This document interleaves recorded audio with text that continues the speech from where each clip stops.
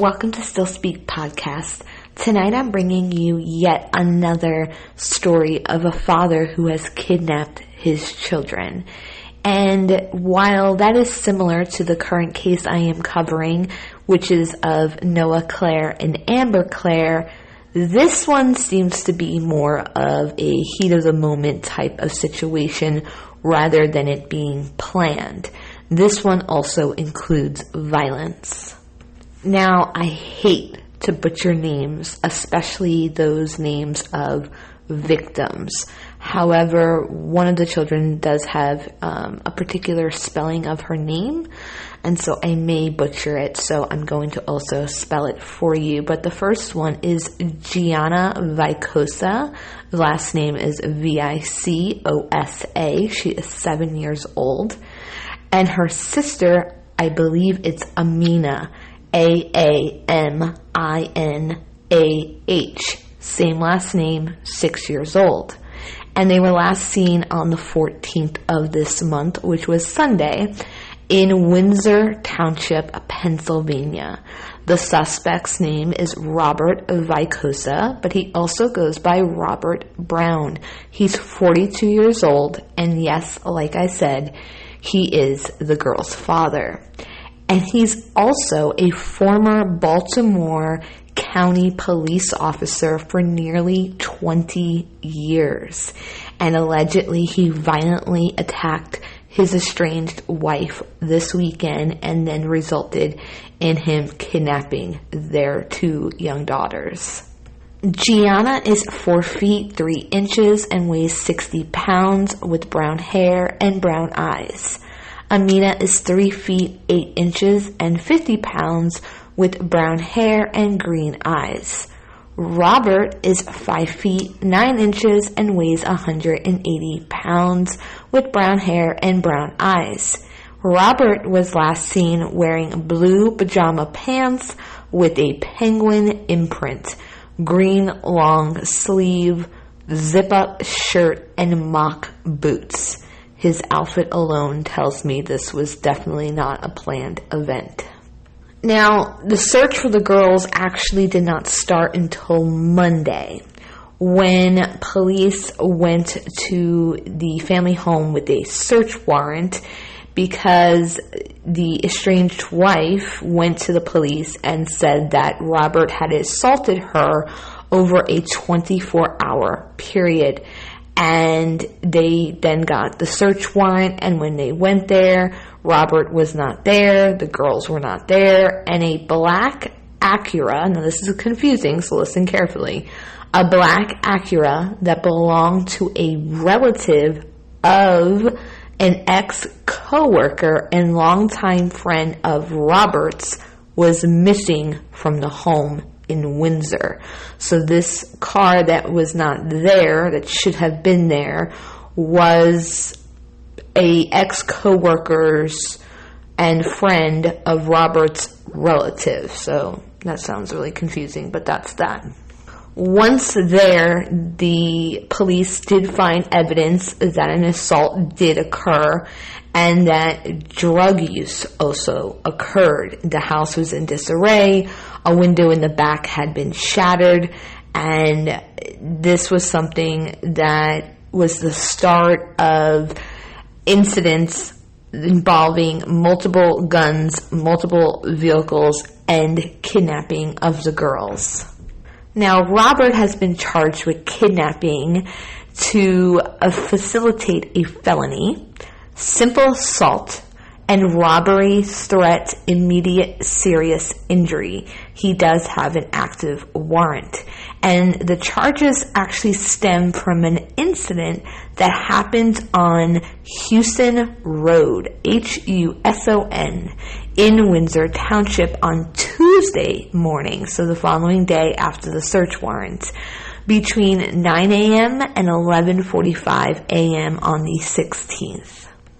A victim contacted the police through Messenger saying that she had been held by a man with a gun and that he had also taken her phone. This was through Facebook Messenger. She had went out of her home to take her daily walk, and she noticed a car in a canal near her home. That's what she referenced it. She heard a voice to the right of her, and when she turned, she saw a man come out of her camper in a towel, and he put a gun in her face. He then took the woman hostage, and he threatened her with a handgun and would not let her leave during the altercation. He ended up forcing this victim to give him the keys to her 2014 Volkswagen Jetta, her cell phone, clothing, and house phone, which is odd. I guess he just didn't want her calling anybody. And he held the woman captive for hours while he made phone calls. The victim said that he did have his 2 children with him, and he did disclose to her that he was a former police officer and that his wife was trying to take the girls away from him. He then fled in her car and took the daughters with him. Once she disclosed this to the police, they were able to identify that the man that did this to this woman was Robert Vicosa. So then police found a crashed 2015 black Acura TL. And this is the car that was registered to the relative of the ex-coworker whose name is Tia Bynum. And this is the vehicle that Robert left his residence in when he took the girls. And this crashed car was found on the property of the second victim, whose camper he was hanging out in a towel with when she was out walking, and he took her hostage. Now, Tia not only is an ex-coworker, but is a longtime friend of his. And now Tia is also currently suspended from the Baltimore County Police Department. I guess this is why it's considered an ex-coworker, or it could be because he's, retired. But anyways, meanwhile, officers found the stolen Jetta, the one that he took from that second victim, in the area of Elm Avenue and Lancaster Street in Red Lion. The woman's cell phone, a medicine bottle with Vicosa's name on it, and other items were inside. Police discovered that Robert had made phone calls to Bynum, Tia Bynum, his friend. And this is stated in the affidavit. Tia, had told police now back on Monday night that Robert told her he needed help and to pick him up. However, police described Tia as being evasive and that she did not have the phone number that he used to contact her. When police went back to Tia's home on Tuesday, she was now gone, and so was her 2013 black Lexus G350. And now they believe that Tia may be traveling with Robert. And this Lexus, again, is a 2013 black Lexus G350. And the Pennsylvania plate number is KPK2076. They believe that these 2 little girls are in extreme danger.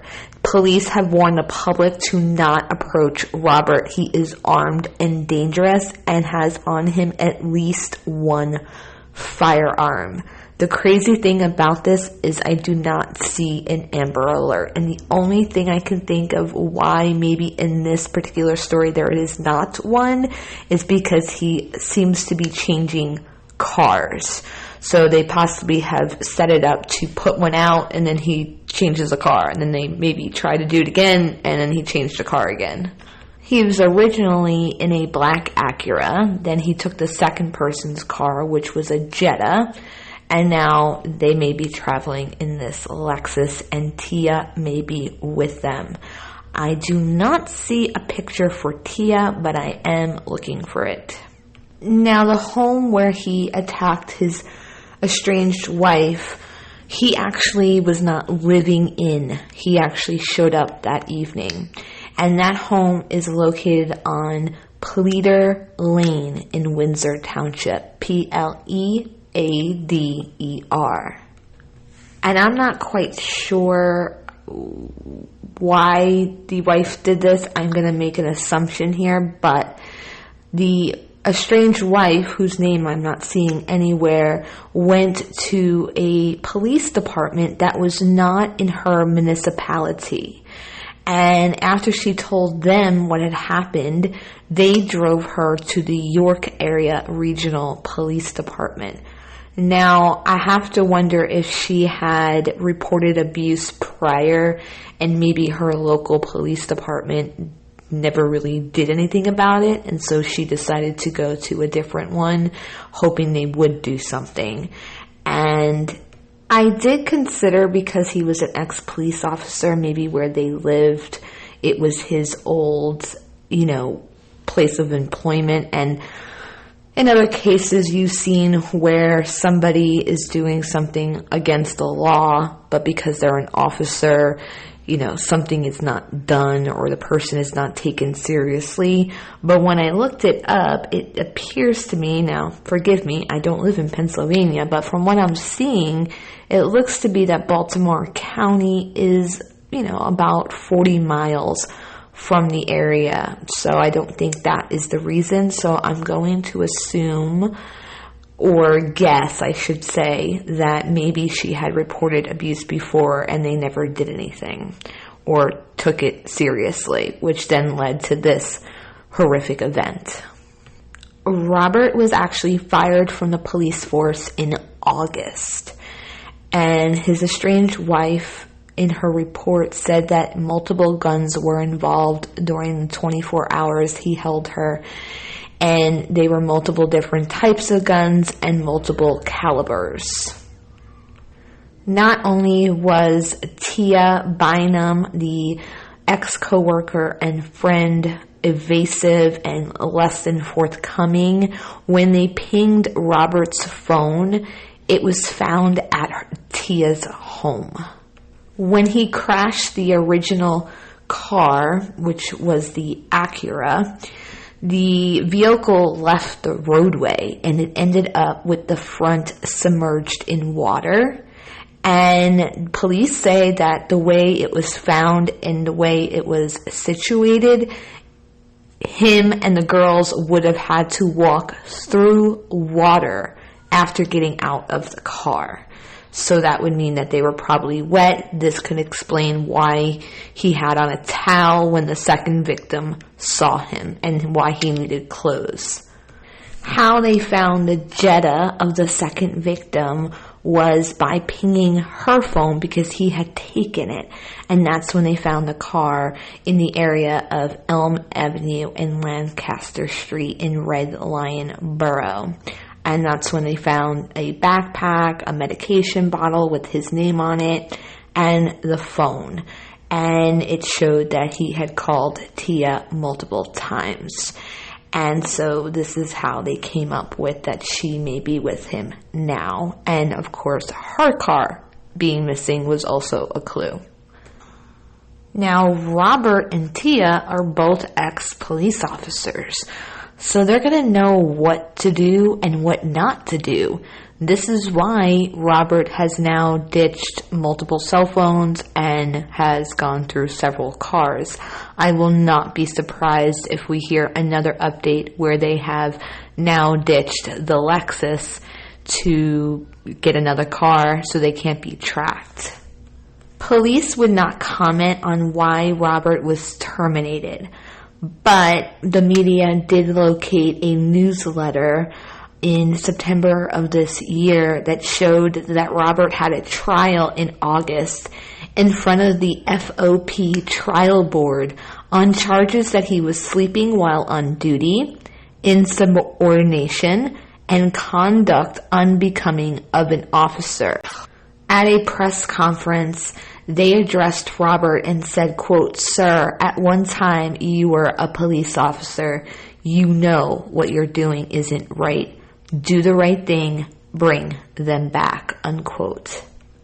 And I actually just found where, when I paused for a moment here to check something, that they did come up with issuing an Amber Alert, but then they found the Jetta that they thought he was traveling in, so then of course they didn't go through with it. Which makes sense. I think that explains why in this particular case an Amber Alert was not issued, because he's switching cars. And I'm going to say that maybe they're not doing one now with the Lexus because they're considering that he may have changed cars again. Now, I'm going to double check, but I'm pretty sure there is not a current Amber Alert on them, because when I looked earlier, I did not see one.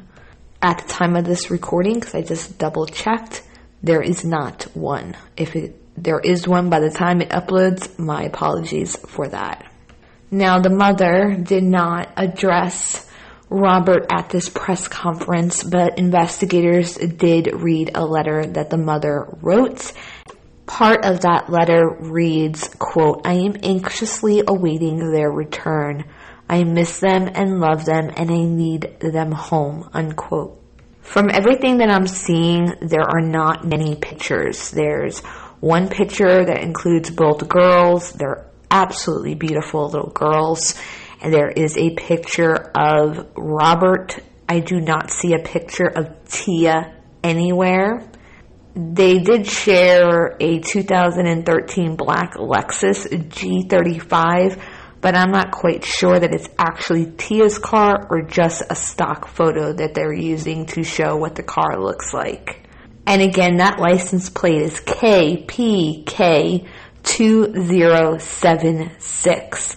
Be on the lookout for that in the surrounding areas to Pennsylvania and in Pennsylvania, if they're even still anywhere close by, until we hear that this car has been abandoned. For now, that's what we're looking for, KPK 2076. And just as a reminder, I want everybody to stay safe. Do not approach. He is considered armed and dangerous and has at least one firearm on him.